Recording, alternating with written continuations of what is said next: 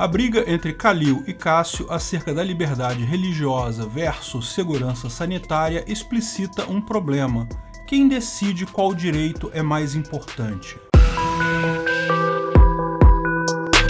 Esse é o Visão Libertária, sua fonte de informações descentralizadas e distribuídas. No dia 3 de abril, o ministro Cássio Nunes, do STF, atendendo a uma ação impetrada pela Associação Nacional de Juristas Evangélicos, determinou de forma liminar que prefeitos e governadores não poderiam proibir missas ou cultos como parte das regras de combate à pandemia.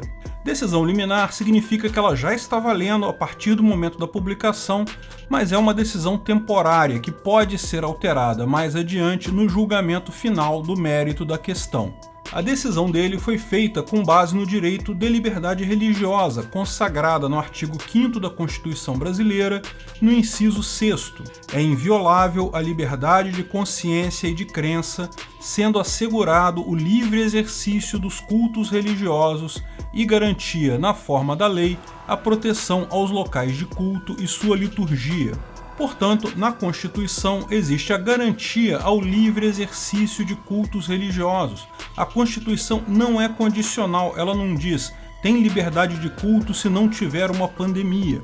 O ministro entendeu que, até a decisão da matéria, para evitar prejuízo às pessoas que são religiosas, não se poderia proibir missas e cultos. Essas deveriam ocorrer com cuidados redobrados, limitando-se a quantidade de pessoas, com uso de máscaras e outras medidas, mas não poderiam ser sumariamente proibidas. Com essa decisão, todos os decretos municipais e estaduais que de qualquer forma proibiam a realização de cultos ou missas estão suspensos. Se trata de uma decisão constitucional concentrada ou abstrata, o que quer dizer que a decisão não vale apenas para a Associação Nacional de Juristas Evangélicos, que entrou com a ação, mas vale para todo mundo.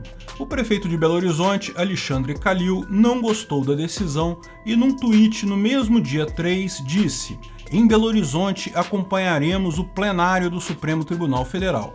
O que vale é o decreto do prefeito. Estão proibidos cultos e missas presenciais." Ou seja, anunciou publicamente que iria descumprir a decisão de Cássio. Por que ele falou isso? Ocorre que, no dia 15 de abril de 2020, o STF havia decidido, em uma ação movida pelo PDT, que governadores e prefeitos teriam autonomia para decidir medidas de combate à pandemia. Essa decisão foi também tomada inicialmente de forma liminar pelo ministro Marco Aurélio Mello, mas foi votada de forma definitiva no plenário do Supremo, configurando o entendimento de que sim, prefeitos e governadores têm autonomia para tomar decisões acerca da prevenção e mitigação da pandemia. Essa decisão havia sido tomada com base no direito à saúde preconizado no artigo 6º da Constituição. São direitos sociais, a educação, a saúde, a alimentação, o trabalho, tal, mais um monte de coisas. E também o artigo 23, é competência comum da União, Estados, do Distrito Federal e dos municípios, incluindo, no inciso 2º, cuidar da saúde e assistência pública. Calil, portanto, disse que obedeceria a esta decisão mais antiga e genérica e não a decisão mais atual e específica do Cássio. Manteria a proibição do seu decreto e, de fato, na manhã da Páscoa do dia 4, algumas igrejas chegaram a ser visitadas por fiscalização da prefeitura e proibidas de celebrar missas e cultos. Ainda no dia 3, porém, Cássio, ao tomar conhecimento da decisão do prefeito, tomou uma nova decisão em que intimava o prefeito a acatar a decisão e informar, no prazo de 24 horas, quais providências havia tomado para garantir o cumprimento da liminar sob pena de responsabilização criminal. Certamente a decisão do Calil enfrenta problemas jurídicos. Por óbvio, num ordenamento jurídico positivista, você não pode escolher qual decisão irá ou não seguir e qual decisão irá ou não ignorar. Sempre existe uma única decisão a ser seguida, e existem critérios claros para definir isso. A decisão de Cássio, meramente por ser posterior, por ter sido tomada depois, deve ser obedecida. Mas não apenas isso, ela é específica, enquanto a decisão anterior era genérica. A anterior permitia medidas para combate à pandemia. mas pode-se entender perfeitamente que essas medidas são naturalmente limitadas pela própria Constituição. E a segunda decisão, a decisão do Cássio, dizia que justamente esse era o limite, a liberdade religiosa. Do ponto de vista jurídico, não há contradição alguma entre a primeira e a segunda decisões. Ambas podem coexistir perfeitamente. Os prefeitos e governadores podem tomar medidas de combate à pandemia, mas, por óbvio, não podem tomar medidas que afrontem a Constituição, e proibir missas e cultos é um desses limites. A recusa em obedecer decisão judicial é certamente motivo para crime de responsabilidade e crime comum. O prefeito pode tanto perder seu cargo em um impeachment, como pode ser preso e processado criminalmente por não cumprir a decisão. Certamente alertado por seu jurídico, Calil voltou atrás e disse no tweet no dia 4 que acataria a decisão. Por mais que doa no coração de quem defende a vida, ordem judicial se cumpre. Já entramos com recurso e aguardamos a manifestação do presidente do Supremo Tribunal Federal. De fato, após algumas igrejas e cultos chegarem a ser fechados pela manhã, a fiscalização parou e as igrejas puderam seguir com suas missas e cultos do dia da Páscoa. Mas isso pode não ser o suficiente, como ele chegou a desobedecer uma ordem judicial dada, mesmo que por algum tempo apenas, o crime foi configurado. Haverá força política suficiente para gerar a punição ao prefeito? Não saberemos. Também não saberemos qual será a decisão do plenário do STF no final sobre esse tema, mas certamente irá demorar algum tempo, posto que Cássio, como relator, tem a prerrogativa de determinar a data da votação. Pode-se tirar duas claras visões estratégicas nesse embate entre prefeito e o STF. A primeira é o nó tático dado pelo Cássio. A oposição, que está acostumada a ver o STF como um aliado, alguém que ajuda a todas as suas causas, pela primeira vez encontrou uma decisão contrária.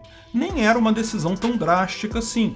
Pode-se ver que decretos de prefeitos e governadores têm rotineiramente podado liberdades individuais teoricamente garantidas na Constituição, sob a desculpa da necessidade para enfrentamento da pandemia. Esse foi apenas um pequeno ponto que nem está entre os mais comuns entre os decretos de governadores e prefeitos. Pode-se ver a estranheza com que o prefeito Calil tomou a coisa. Não, eu quero acreditar no plenário do STF, aquele que decide as coisas do jeito que eu gosto. Ele certamente deve ter entrado em contato com seus ministros conhecidos, ele é particularmente chegado à ministra Carmen Lúcia, só posso imaginar que tenha entrado em contato com ela, mas o problema é que o nó tático do Cássio foi bem feito. Nenhum outro ministro iria apoiar Calil se isso virasse um caso de disputa, porque estariam enfraquecendo o próprio poder. Se aceitar que alguém desobedeça a ordem de um ministro do STF, amanhã, quando for uma ordem deles, outros se sentirão tentados a desobedecer também. Eles estarão jogando a própria reputação no lixo se censurarem o Cássio nesse momento. Some-se a isso o fato da Carmen Lúcia estar particularmente fragilizada depois da decisão acerca da questão da suspeição do Moro. A oposição tem ficado até aqui muito confortável em delegar todas as decisões ao Supremo, porque, na maior parte das vezes, essas decisões beneficiam a oposição. O Cássio mostrou como a concentração de poder no Supremo é ruim no longo prazo para todo mundo, não é só para o governo não, para a oposição também, porque as decisões podem ser tomadas em qualquer sentido. E pelo mesmo motivo que ninguém questiona as decisões de outros ministros, as pessoas vão acabar não questionando a do Cássio também e a do próximo ministro que será nomeado por Bolsonaro em julho. Certamente essa foi a primeira vez que Cássio apareceu como ministro do STF bolsonarista. Certamente agradou o pessoal ligado ao presidente e, de forma geral, quem luta pela liberdade. Independente de se apoiar ou não o presidente, é preciso reconhecer que a liberdade individual ganhou neste caso. Mas não tenha dúvida, o espírito de corpo do STF é forte. Ministro nenhum iria sabotar uma decisão de outro ministro, mesmo que não concorde com ela, porque isso acabaria minando o próprio poder. No plenário pode ser que a medida caia sim, mas isso será daqui a algum tempo. Até lá, vale a regra do Cássio. A segunda visão estratégica é a colocação em pauta dos limites dos direitos individuais. Até aqui, o STF tem ponderado que, no combate à pandemia, vale tudo. Na hora de medir qual direito tem precedência, direito individual ou direito à saúde coletivo e coisa e tal, o STF não tem dúvida. Direito coletivo vale tudo, direito individual não vale nada. Mas esse não é o espírito da Constituição. Liberdades individuais não existem apenas quando não tem vírus. Elas existem como limites absolutos ao poder do Estado, porque se não existirem, ou vai ser vírus ou vai ser outra desculpa qualquer, o Estado pode se virar contra os cidadãos e virar uma ditadura. Não importa a situação, o Estado nunca deveria poder contornar os princípios de liberdade individual. O Cássio usou a liberdade religiosa, mas a liberdade de livre iniciativa poderia igualmente ser usada para permitir que pessoas abram seus negócios. O direito à livre locomoção, que alguns chamam de direito de ir e vir, também poderia ser usado contra toques de recolher e outras limitações absurdas que têm sido cogitadas por governadores e prefeitos. Cássio inovou nessa visão do STF, ao invés de considerar que na pandemia tudo vai para a saúde, nada para os outros direitos. Ele começou a mostrar que, olha só, tem alguma coisa aí, tem que ser balanceado esse assunto. Embora ele possa ser facilmente sobrepujado pelos demais membros do STF, pelo menos ele colocou o assunto em discussão. Embora essa briga tenha sido uma briga entre agentes do governo, todos eles ilegítimos, portanto, do ponto de vista libertário, o resultado final é que os indivíduos acabaram com um pouco mais de liberdade agora. Saldo positivo no final das contas. Ponto para Cássio. Do ponto de vista libertário, existe algo também que podemos explicitar aqui.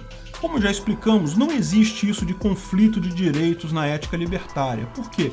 Direito, na acepção original da palavra, é uma reivindicação pura de um indivíduo contra o resto da sociedade. Não é algo condicional, não é algo mensurável, não é algo que se possa medir, é absoluto, é negativo e é erga omnes.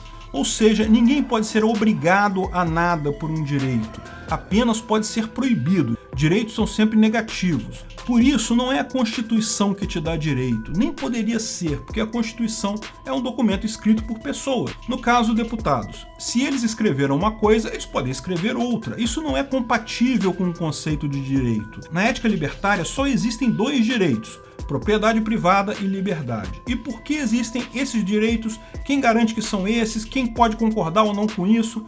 Bem, eles são derivados logicamente a partir da ética argumentativa. Se quiser entender mais, veja o vídeo O que é a ética argumentativa no canal Ancapsu Classe. O fato é que direito escrito em papelzinho, direito escrito em Constituição não é direito de fato, porque não permite a sua reivindicação a qualquer momento, em qualquer situação, contra qualquer pessoa, portanto, não é um direito real. Só direitos naturais existem de fato. Esquece essa besteira de ficar rabiscando papelzinho e interpretando o rabisco de papelzinho. O que esse pessoal do Estado faz é só besteira positivista, é só briga de poder. O único direito que o indivíduo tem de verdade é o direito jusnatural, é o direito à propriedade privada e o direito à liberdade. Obrigado por sua audiência. Esse vídeo foi um oferecimento de armataweb.com, cloud e serviços de data center, 100% de compromisso com a satisfação e privacidade dos clientes. Aceitamos Bitcoin, veja o link na descrição do vídeo. Se você gostou desse vídeo, clique no like e compartilhe ele em suas redes sociais. Se inscreva no canal para nos ajudar, clicando no botão vermelho abaixo. Se quiser ser avisado de novos vídeos, clique no sininho ao lado. Até a próxima!